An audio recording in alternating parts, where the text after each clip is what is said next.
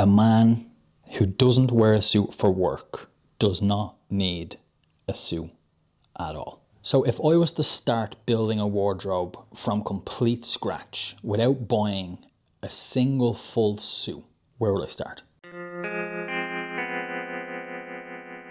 Every day, without fail, I'll get a DM from somebody saying, how do I dress like you? How do I dress in a classic menswear style? And I'm guilty of this advice myself. For years, myself and tons of other fashion creators, particularly in the classic menswear space, have told men to start with a navy suit. We've all seen the Steve Harvey thing. Every man needs 5 suits, one black, one beige, one brown, whatever it is. And it's frankly complete nonsense. Most men don't need a suit at all. Most men will never wear a suit outside of attending a wedding or a funeral or some other special occasion. And even then, unless it's a very specific dress code like black tie or something like that, the chances are you don't actually need a full suit. With that said, where do we start? Where do we start building a classic menswear wardrobe if we don't need the suit? If the age-old advice of start with a navy suit is now outdated, where do we start at all? And that's what today's video is going to be about. Why men don't need a suit. We certainly don't need the 5 suits or whatever it is that Steve Harvey suggests. Most men don't need any suit at all, with the exception of a tuxedo for black tie. A man who doesn't wear a suit for work does not need a suit at all.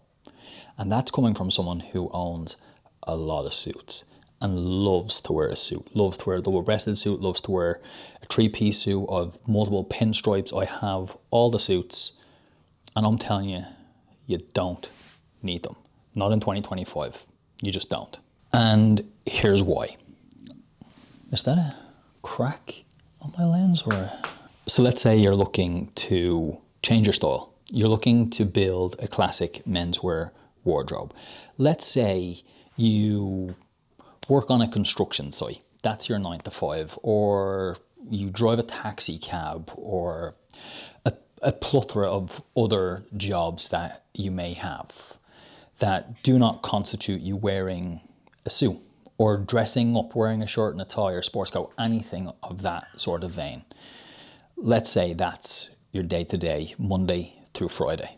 And then let's say on a Saturday night, you take your wife out to dinner, and your normal go-to is a pair of jeans and a hoodie or a graphic t-shirt, or you go to the pub with your friends and your go-to is jeans and trainers and whatever t-shirt or hoodie, and you're looking to elevate your style. That's why you clicked onto this video. You're looking to elevate your style and dress in a more elegant and classic way.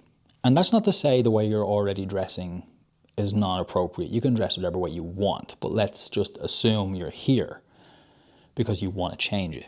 If you were to show up to date night with your wife wearing a full navy suit, white shirt and a tie, that is dramatically overdressed for the situation you are now in, for the environment you're in, for the date, everything. It just doesn't match. And it's also this massive shift from point A to point B. You've just gone from one end of the spectrum to the other end at 120 miles per hour. Now, most of us are not going to get a bit of stick off of our wives. She's going to be nice to us and tell us that we look handsome, and you know, that's great. And she probably likes how we look in a suit. Where this gets real difficult is when it's the other environment with your friends, the more casual environment, when it's to the pub or it's just something casual, like you're just going to the bar for a few drinks and you show up in a full navy suit, a shirt and a tie and a pair of Oxfords because you're trying to change your style, you're trying to dress in a more classic way. Again, you've just gone from one end of the spectrum to the other too fast, too soon, and it also just doesn't match the environment. It doesn't fit. and it just looks out of place. It looks like you're trying too hard. So how do we do it? If the navy suit is no longer it, how do we do it and how do we start? So I made an Instagram reel on how to start. So I'll play that right now instead of me refilming the whole thing. I'll just insert that Instagram reel here. Here is the ultimate hack to start dressing in classic menswear. Everyone says start with the navy suit, and I'm going to tell you that is the wrong place to start. You should start with the shoes. If this is the base and we swap the trainers for, let's say, a loafer or a Chelsea boot or a derby, any of the above, now all of a sudden we have this weird clash of ultra casual and smart. I'm not going to say a loafer is a formal shoe because it's not. So by changing the shoes, the rest of the outfit now has to follow suit. So swapping the sweatpants for a pair of chinos, we've gone a step further, but now we have this disconnection between top and bottom. You can keep it relaxed with a knitted polo. You could swap the chinos for corduroy. You could wear a denim shirt, open. You could wear it closed. You could add a sports coat. You could change the shirt to chambray or an Oxford button down. Swap the cords for a grey flannel trouser. Swap the sports coat for a blazer. Add a tie. So we've now gone from smart casual with just chinos and a polo all the way to an outfit that would be deemed formal by today's standards with grey flannels and a blazer shirt and tie. And everything was just dictated by a choice of shoes. So you want to change how you dress? Start with the shoes. Now what that reel does is show you how just changing your shoes, Kitty, do you mind? I'm talking here. So what that reel does is it just shows you how a choice of shoes will shift everything in the outfit. It means you can no longer wear sweats, which means you have to wear chinos or jeans or khakis are chinos, or corduroy or a pair of trousers. And now that means you can't really wear the hoodie or the graphic t-shirt, and everything just seems to follow on top without overcomplicating things. So if I was to start building a wardrobe from complete scratch without buying a single full suit, where would I start? So the first thing I would do is build out an arsenal of trousers. A pair of chinos, beige or khaki is going to be your best bet. A pair of corduroy, I would go for dark blue or navy, mossy green or a rusty brown. A classic cut pair of jeans. These will substitute for those skinny jeans which us 30-year-olds should not be wearing. These are Levi 501, so nice straight cut. Another pair of chinos. These are in a classic navy, so I would start with khaki or beige, and then later on you can get something like a green, a navy, and so on. Same with the corduroy. You can start with the rusty brown and then later on add the green, or vice versa, whatever way you want to do it. And then probably the Swiss Army knife of your trouser game, grey flannels. I tend to go with a mid-grey, not a light grey, and definitely not charcoal. Mid-grey is your best friend. And now on to shirts. So I'm wearing a white Oxford. Alrighty then. Already wearing, Jesus Christ. So now on for shirts. So I'm wearing a white Oxford button down. I would go for a pale blue one as well. These are perfect for smart casual looks when you don't need a tie and the collar is open. It's relaxed but smart. Next, you need a formal option. So a pale blue and a crisp white. To mix up your formal options, a blue and white stripe. And then for casual options, denim and corduroy. As for the color, denim is obviously going to be blue. The corduroy, that is up to you.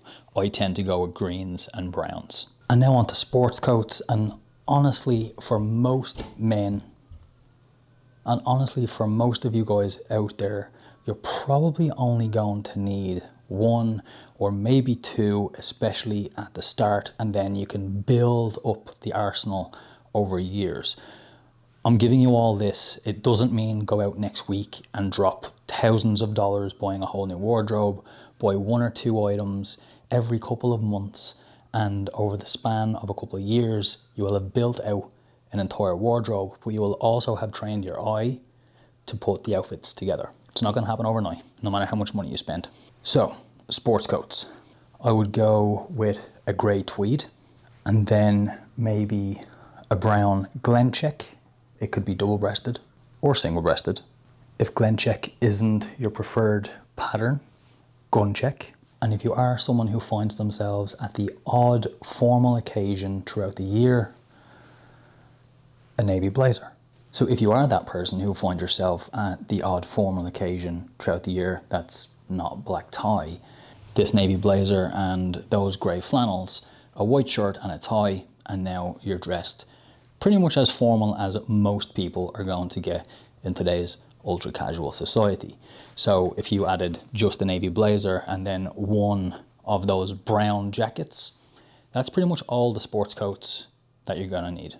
And now on to shoes. So if you're not someone who finds themselves at a black tie event or ultra formal events pretty much ever, I would just go for loafers. They're comfortable, they're convenient, you can wear them all year round. They're dressy enough and smart enough to go with any smart casual and even a formal outfit, minus black tie. But they're also casual enough to wear with corduroy, jeans, khakis, anything of that vein. So they are literally the most versatile shoe that you have at your disposal. So why not just own a black pair? I would go with a leather penny loafer. And then for your more casual vibe, a brown suede loafer.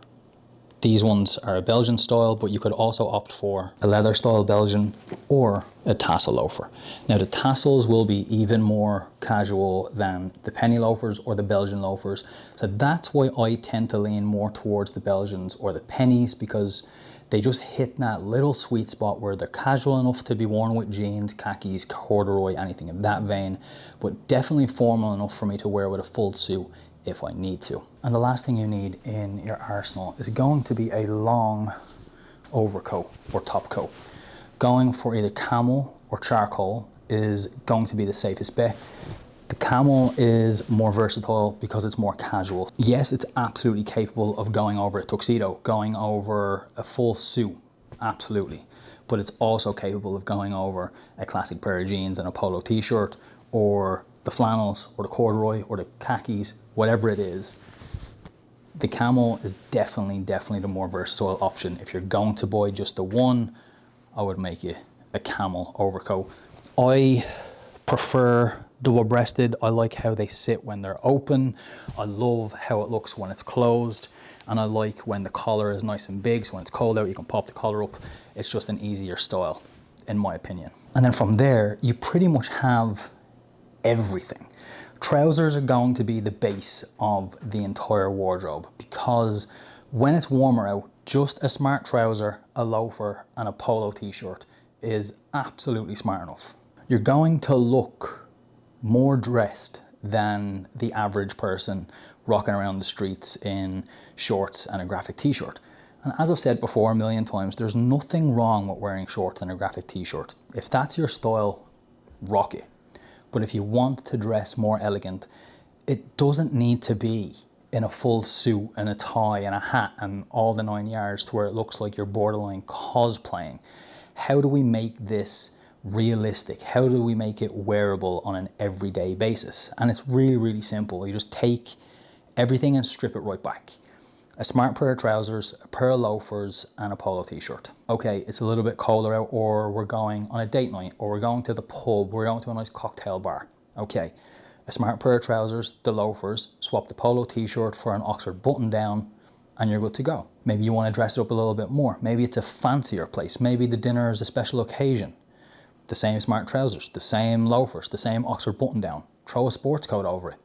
Okay, it's the exact same vibe, but it's much colder. It's in the winter months. Exact same outfit, just throw the long coat over it. It's really simple when you break it down into real basics. You need just a couple of shirts, a white crisp shirt and a pale blue shirt for your formal options, and then just the same in Oxford button downs. And then maybe one more for an ultra casual look. With trousers, you can get away with just the grey flannels, a pair of jeans and one pair of khakis. With the loafers, you can go with just the black and just the brown. You don't need any additions. With the sports coat, you could go with just one. You could go with just the dark tweed, which will be enough to get you away with most occasions. And then for the long coat, just go with the camel, and then that's it. You're done. You have one coat for your wintertime, and that's enough. It's not as complicated as people think it is. It doesn't take as much clothing as people think it does. You know, and once you have those basics, that's when you start to build it out over time. Okay, you have the sports coat. Maybe you go and add the navy blazer. Or you have the Glen check, maybe I'll go and add the gun check.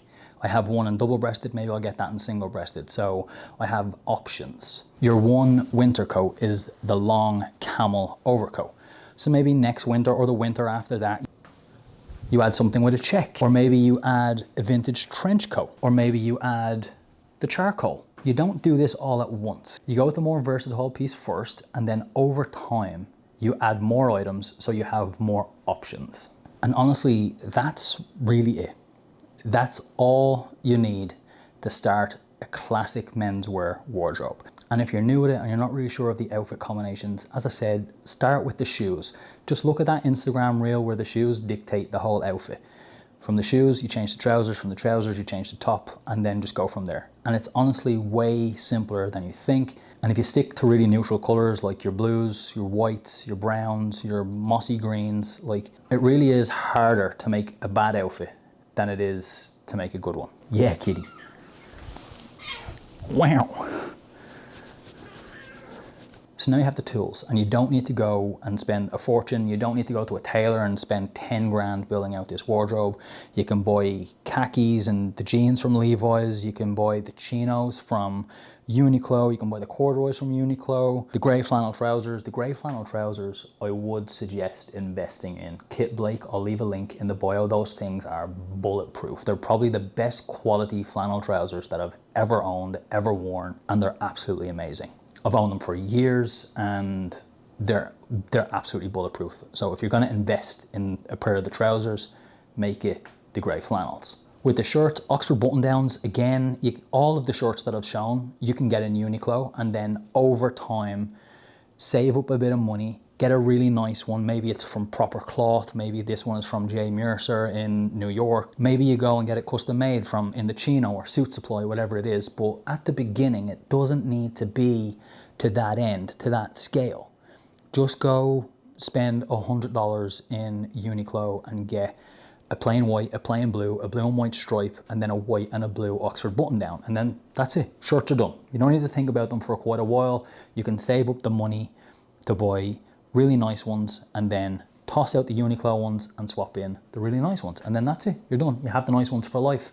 Get them dry cleaned, rotate them often, simple. The sports coats, I would suggest thrifting them. I would suggest eBay, Posh, Depop, Vinted. I would look there. If you have a little bit of money to spend, I would go to Indochino or Suit Supply. There's also Spear McKay, Todd Schneider. So depending on your budget, there is a sports coat or a blazer out there for everyone. As for the top coat, my absolute best advice for getting a top coat, whether that is charcoal or my preferred option would be the camel, is going to be thrifted.